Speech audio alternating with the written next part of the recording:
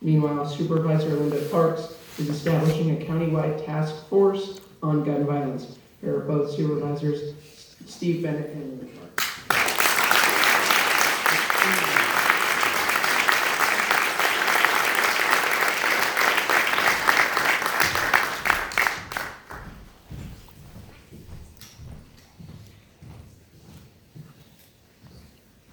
Gracie, the new art you've done of the borderline victims is beautiful. Thank you for that.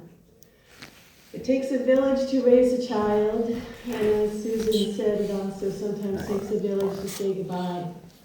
But it also takes a village to address people with mental illness, whether it's caused by chemical imbalance or severe depression or stress or trauma or PTSD.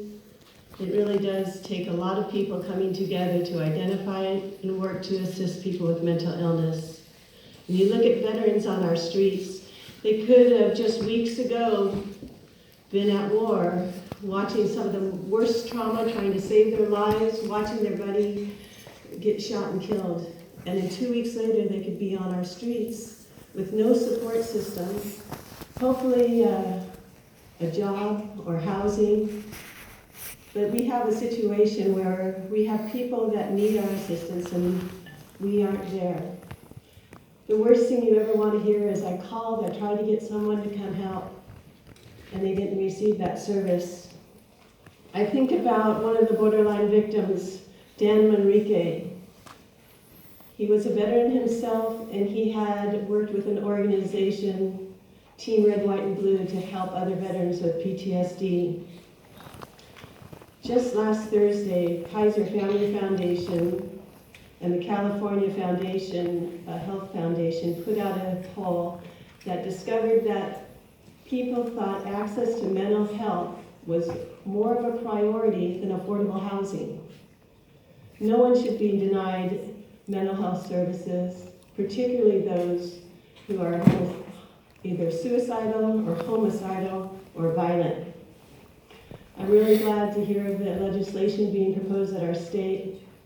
I know that Governor Newsom is putting in more money in his budget for mental health services, as well as to go after that backlog of people who have restraining orders or mental health issues that have been restricted from having guns. 10,000 of those individuals with guns is completely unacceptable, and I'm really glad to see that funding will be coming to address that. In our county, partially because of the Mental Health Services Act, which was Prop 63, we have a lot of funding for mental health services, and we do need more. And I just think it's a kind of a coincidence, too, that it was Prop 63 that also made it so you can't have these high-power magazines. In the county, we have a program called RISE, where our mental health professionals go out onto the streets to help homeless people, to help them get services. We have Laura's Law, which will help convince some people with mental illness through a judge telling you need this to get these people with mental health services. As was mentioned earlier, I am looking at putting together, and we are working with our CEO's office to get a task force together. I think of it as a mental health or a mental illness triage, right? Because it shouldn't be when there's someone who has a mental illness and is in crisis that the person that's responding has to say, no, you belong with the Veterans Administration, or, oh no, you have private insurance, you need. It should be that first person on the scene should be able to provide the help that's needed, to provide what services are needed. And that's something we can do by better collaboration. And I look at the mental health or mental illness, we'll have to get a good name for it, triage task force, to be able to work with all the different agencies. We're looking at having our Sheriff's Department on it, people from Thousand Oaks also who were involved. Also, of course, our directors of our departments of behavioral health. But most importantly, the line people, the staff that go there, the people providing the services, because they know where the gaps are. And with also Jackie Irwin's office and Henry Stearns, to be able to come up with some procedures that we can do to streamline it. When we talk about it takes a village, I really see this task force as that village by putting together the people that are experiencing and knowing what the issues are and having them have the ability to make corrections. Because we should not have people denied access to mental health services. As a nation, as a state, as a county, we're all responsible to make sure that we see someone who's in crisis and we have the tools to do something about it so we don't end up in another situation where we have someone who's unstable with a gun being able to cause the gun violence that we've seen in our community. Thank you.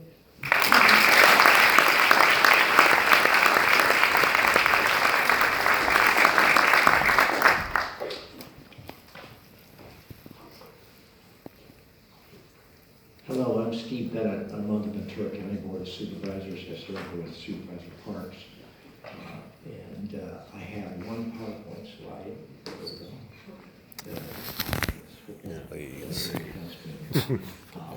Incredible organization by the young people holding this together.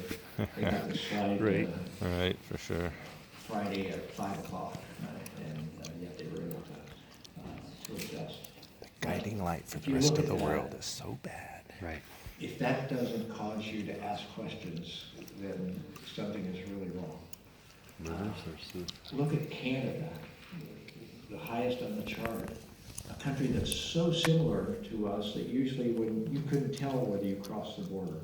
And yet Canada we have 7 times the gun violence here. We have to ask ourselves why. And it's not because we have more mentally deranged people. It's not that we have more people that can engage in this violence. People that can lose it for a variety of reasons, many times can't be screened in advance. It's because we have a pervasive gun culture in this country, supported by a very powerful gun lobby that has flooded this country with easy access to weapons for their personal profit at the expense of everybody else in this country.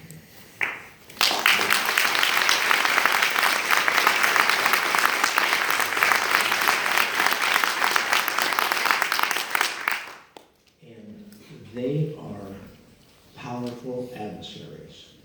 You know, Representative Carolyn Maloney said, you know, if more guns made us safer, we'd be the safest country in the world. We are not. Right? We are. It's not about more guns, but it is the classic way that our opponents on this issue fight, and that is they actually turn the argument on their head, saying we need more guns out there. That's first they flood us with guns, that creates gun violence, and then they say we need more guns to stop the gun violence.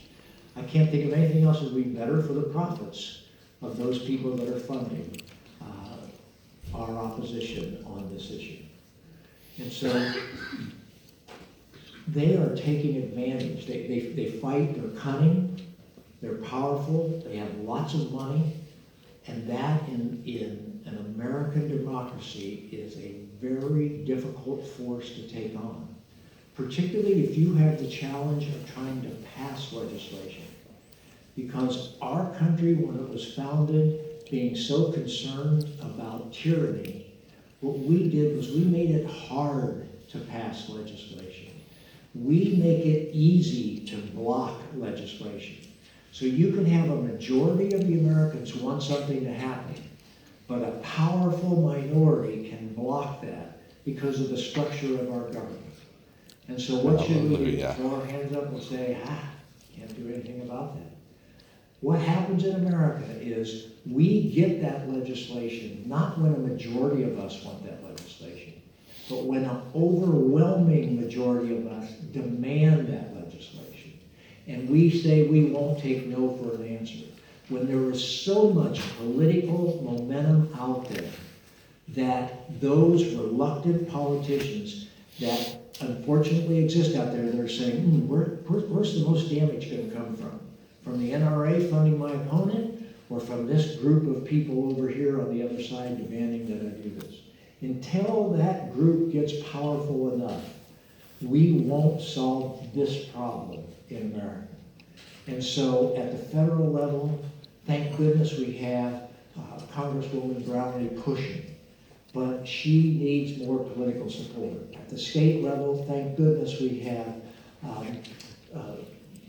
Jackie Irwin and Henry Stearns fighting at the state level to try to have it, but they need more political support to go farther. You know, relative rank doesn't mean very much in this situation. Relative rank means we brought it down some, right? But we need a lot more than relative rank, but we have to do that as a country, we have to do that as a state, and at the county level, because of the structure, we're very limited. We can't pass gun control legislation because that's occupied by the state. If it's occupied by the federal government or the state government, county government can't do that. So we scratched our heads and said, we need to make sure that we lend the voice of Ventura County government to this political effort that's out there. And in a number of counties, Los Angeles, Marin, Alameda, they actually control their county fairgrounds. And so they could pass legislation banning gun shows at their fairgrounds. In Ventura County, that's not the case. Ventura County's fairgrounds is controlled by a state agency appointed by the governor and the state legislatures. And that state agency, the Fairgrounds Board, right, is nervous. They're really torn. They don't know what they want to do with this. And we need, at just that level, we need overwhelming political support for them to take that step. Not because banning gun shows at the fairgrounds will dramatically change these statistics, but it will be one more step in building the momentum that we need so that more and more politicians say, I'm not going to stand up to those people that want real, meaningful gun control legislation in this country, that want us to start to match these other countries here. And so we took that step to ask the Fairgrounds Board to do that. Fairgrounds Board is quite frankly delaying while they're trying to figure out what kind of political will they have. But we've asked every other city in Ventura County to join us. And one of the things that we can all do is encourage all of those cities to say to the Fairgrounds Board, the County of Ventura and every city in your county wants you to stop having gun shows at the fairgrounds. Stop flooding the fairgrounds.